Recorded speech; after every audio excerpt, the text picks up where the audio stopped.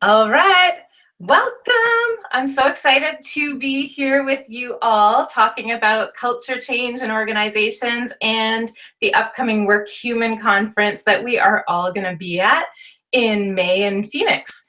My name is Pam Ross, and my organization is called Blue Rebel Works. We help make work awesome for people. And we do that through culture development, leadership development, and reinventing work by adding more freedom and accountability to organizations. Jane, do you want to introduce yourself? Sure. Hi, I'm Jane Watson. I'm head of people at actionable.co, which is a technology platform company that's looking to change the way that we approach professional learning. And I'm really excited to be participating in WorkHuman for the first time this year. Awesome. And Kristen, I know it's not your first time, so tell us about you. So my name is Kristen Harcourt, and I'm a leadership coach and just work with organizations to help leaders be more self-aware, intentional around how they're showing up, emotionally intelligent, and in turn to create more positive workplaces where people can do their best work. Awesome. And Sherry? Hi, I'm Sherry Rossi. I'm a human resources consultant with the Employer's Choice. I actually work with Bonnie that you're going to talk to in a moment. And so what we do is we are HR consultants for a variety of different organizations. We help with all different variety of projects in the realm of human resources. And we have a lot of fun. So awesome. You can never have too much fun. All right, and Bonnie. Hi, Bonnie Tischmeyer, and I'm the Managing Director of the Employer's Choice. And as Sherry said, we're HR consultants. We do a variety of different kinds of projects. A lot of them are around making the business better and more organized in terms of certain types of good people practices. Awesome. What I love is that we all sort of target different parts of the employee experience in our work, and ultimately, though, we're all doing the same thing to create really great workplaces. So I'm curious to hear from each of you what you're seeing as sort of themes. What are people craving in the workplace? Who wants to go first? I'll go. So one of the things I found in a lot of organizations is leaders who move up into leadership positions who have the technical expertise, have those hard skills, but they haven't developed a lot of those soft skills. So they are not necessarily connecting with individuals on a deeper level, having that empathy, spending that time listening, just creating an environment where individuals, employees really feel heard and understood and valued and build that trust.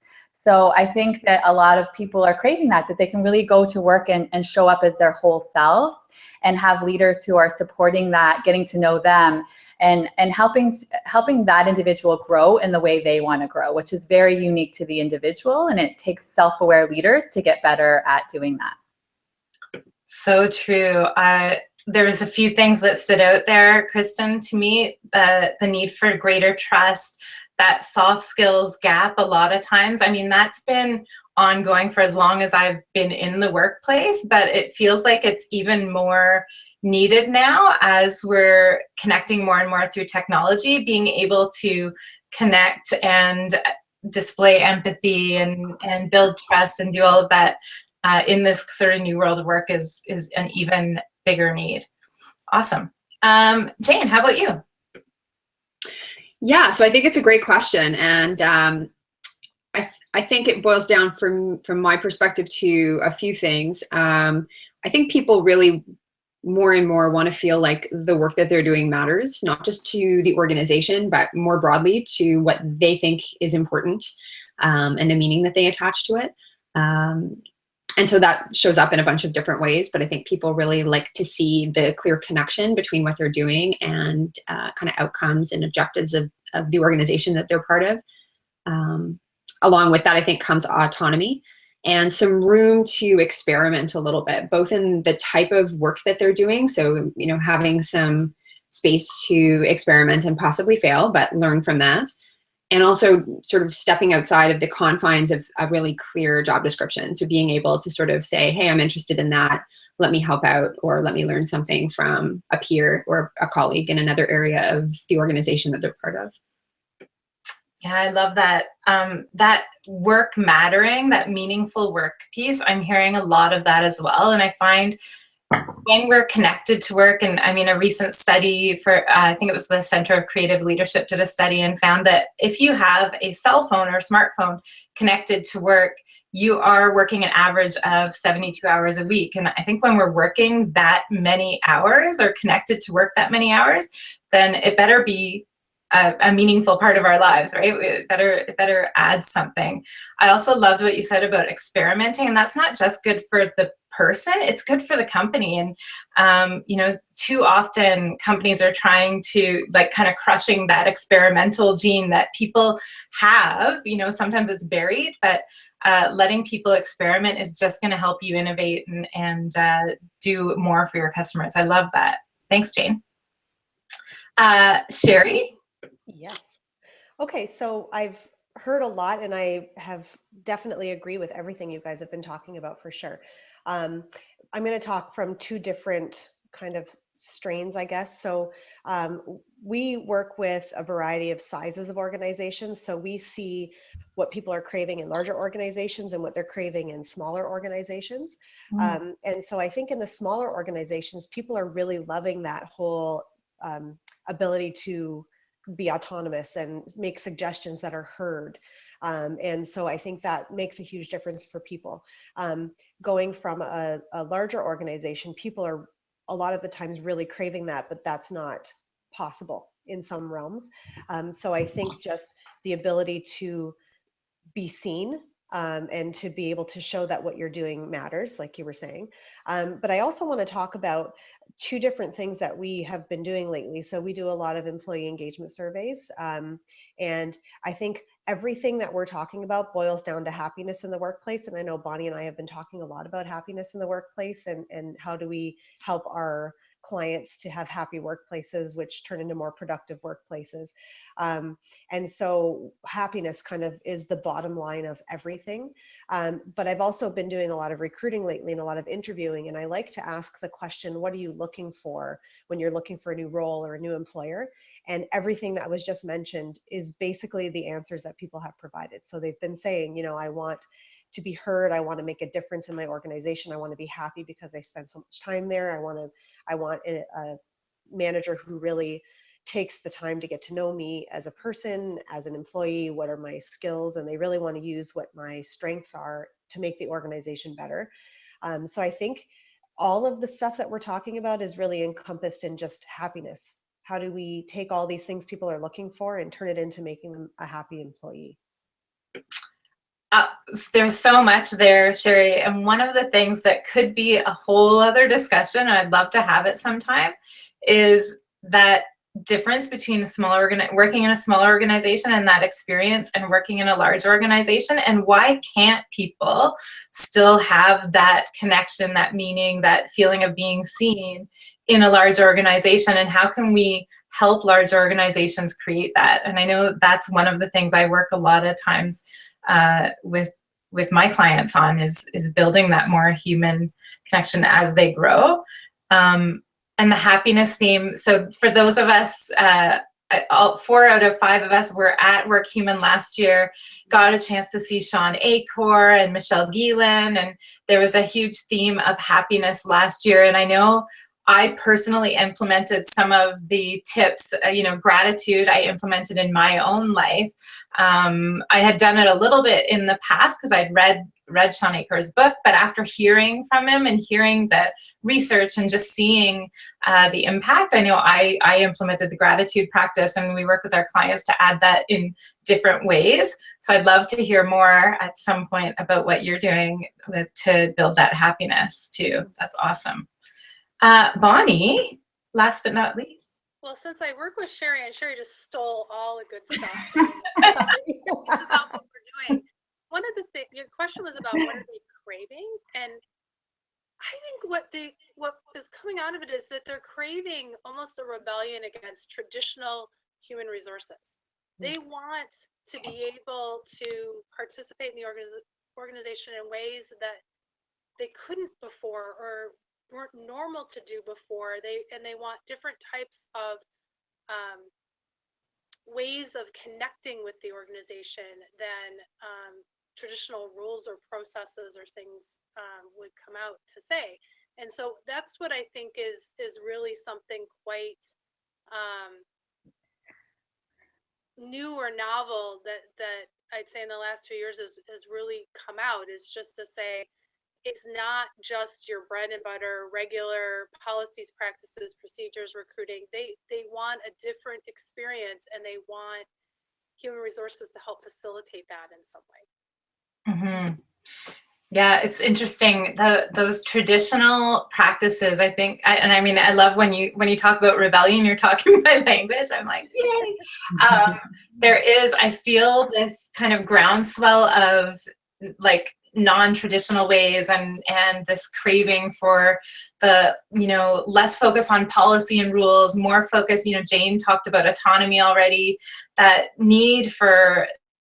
desire for autonomy in your job. And it's interesting. I have a lot of conversations with leaders, and they feel that they want to add more autonomy and accountability for people, but they struggle, and they still want to add policies around that. And I always think, I don't think anyone comes to work planning to do a crappy job. Like people wake up and get a job or go to work hoping to do great work. They want meaning in their work. They want to make a difference. Unfortunately, things happen, and oftentimes it's these policies and rules and things that start to feel, they just reduce that desire over time. And it's really sad to see that complacency or that thing sort of set hold once you're in that sort of environment. Did anyone see the recent doctor's note, the doctor's note back to the company who had asked for a doctor's note from an employee? You'll have to look for it on Facebook or on social media. It was just priceless. The doctor basically said that, this policy of asking for a doctor's note every time someone is sick is an asinine procedure. And, he was sick. I believe that he's sick. It was a cold, but he was sick, and it's odd that you don't believe it. I'm a doctor, and I believe that the person's sick, and it's just so interesting. If you want to build trust, you have to give some trust, and trust that your employees are there to do well. The other thing I would just add is that I'm finding a lot of my clients, a lot of organizations are becoming more and more either global or virtual. And when you have a computer screen and a keyboard that are in between you and the other person, sometimes it creates lack of connection. And so I think people are craving more human connection because they're missing that in this kind of technological communication. So I think it goes along with all the themes that you all talked about, from trust and meaning and my work mattering and the soft skills and the empathy, and that disrupting the traditional and the policy and the happiness. They're all really connected. I would love to know, so we are all attending the WorkHuman conference, which is happening May 29th to June 1st in Phoenix, Arizona. Super big announcement that happened last week. So I'd love to hear what you are most looking forward to. Kristen, I'll start with you this time. So this is my third year going to WorkHuman, and I remember the first time I saw it advertised, I said, as soon as I saw it, and I said, I have to go make the business case for why I need to go to this conference that day, and got approval. And he's like, you had me at the first sentence. I was like, well, I just wanted to make sure that I can go to this conference. I need to be there. And it was just going in because as soon as I heard WorkHuman, I was so connected to it. But then when I actually got to go to the conference, the conference is just done so differently than so many other conferences. I just love the way it's been built, and there's so much thought that goes into doing that and creating space in between sessions so that you can process what you're learning. There's such an emphasis on connection, and working human at the conference and getting to know each other and having really good, meaningful conversations with the other conference attendees. And I mean, the speakers every single year have been phenomenal, and bring a diverse messages coming from different angles. And I've been able to go back and apply so many of the things that I learned. And I do have to say that, and I know Pam will agree with me here, can I talk about our Michelle Obama? So, I mean, when I saw that she was going to be there, I did literally laugh and burst into tears at the same time, because I just couldn't believe, like, to be able to hear her message. I think it's going to be amazing. And but it really is, it's a different kind of conference. And if you will literally learn so much that you can really go back into the workplace and apply it. It's not just something where you hear all these great ideas, but you don't know where to go with it. So I think it's such important work. And I think my other thing is the world really needs this. It really, really needs it. Yeah. Great. And, you know, it's so interesting. So I'm with you. I totally had such an emotional response to hearing that Michelle Obama was coming. And it's so interesting. Look, I tear up as soon as I even think it. But it's so interesting because I was already so excited to be there, and that just got announced last week. So there's so much more even than her that it's so worth it before she was announced. Sherry, how about you? I think for me, one of the best things about the conference was that I got to meet all of these virtual people who, like all of you guys, I connect with you on so many levels, but I never get to see you in person. So the ability to be there for several days together was really, I think, a good team building activity. Even though we're not necessarily on the same company team, we're in the same realm.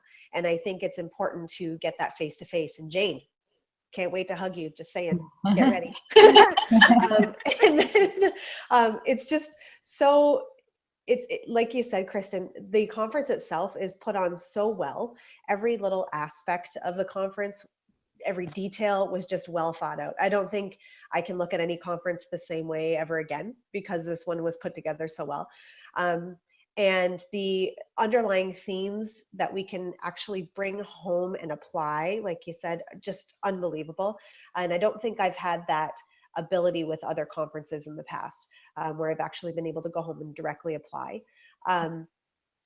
Of course, the speakers, and I had the same reaction to Michelle Obama. I was in the car with my son and I went, oh my gosh. And he was like, what? Because he thought something bad had happened. And I said, I'm going to hear Michelle Obama speak. And he was like, can you get an autograph? So even the kids understand the strength and the power of her messages. And I think it's really exciting that we're going to be able to hear that. Yes. Yeah, it's interesting that you said, you know, you'll never look at a conference the same way. And you all know me from the Impact 99 and Reinvent Work summits that I've put on. And I think going to WorkHuman last year ruined me forever producing my own summit. And I mean, I put a lot into the summit, and I'm very, very particular about conferences, and I look for every detail. And that was the first conference I've ever been to that covered all the details as much as I expect or want to be covered in a summit or in a conference. Mm-hmm. Bonnie, I'm going to leave you for last, Jane, because this is your first time, so you have a different perspective. Okay, so I was a little worried January, February, thinking in reality, who the heck was going to top Michael J. Fox? Yeah. Because he was the headliner last year, and his message about human and workplace was so powerful. But if anybody can top him, it's going to be Michelle Obama. I'm just really looking forward to another day where, or a series of days where I can connect with other people who are in the business in ways that produce so many great ideas. It's so refreshing. Like, I can hardly wait. That's all I'm going to say. Mm-hmm. Awesome. And Jane, you're mute. Okay, great. Got it. Yeah, well, everything that all of you just said. So actually the real like decision point for me was talking with Kristen at when we met for the first time in real life at Disrupt HR in December, I think, right? And I was sort of saying, yeah, I'm thinking about going to this other conference in the States. And right away she's like, no, you have to check out WorkHuman, and basically said exactly what she just said now. And I was completely sold. And the idea for me, like, the speakers were amazing. The conference looks cool, but very much what Bonnie said, the idea that to be on site for a few days with like-minded people like all of you and many others, I'm sure. I just think that it's going to be a really awesome opportunity to talk with people who are similarly inspired and interested in some of the same problems and challenges that I am. So I'm really looking forward to it. Mm-hmm. Awesome. So, I mean, I would echo everything that you've said, and you know, the magic for any HR leader to step away from the day-to-day stuff that you're just immersed in and kind of the sludge that you're walking through every day, to try to, you know, accomplish and build great workplaces, to be able to step away from that and be with people, like you all said, you know, that are working on the same things, that have the same struggles, but are still feeling inspired and have ideas and a new way of thinking about work. And I mean, really the who's who of HR is there. I mean, if you follow all of these bloggers and HR sort of thinkers, they're pretty much all at this summit. So, I mean, being able to pick their brains and talk to different people and continue the conversation that happens in the sessions, it's just such a magical, wonderful experience. So we are hoping that we can get everyone in Canadian HR coming down to WorkHuman in Phoenix, Arizona, May 29th to June 1st. It's going to be awesome. And we will post a code for a discount. I think it's $500 off your ticket. Don't quote me on that. This video will live longer than the discount code. So, but please do join us at WorkHuman in Phoenix, Arizona. And thank you, everybody. Any final thoughts from anyone? Come out.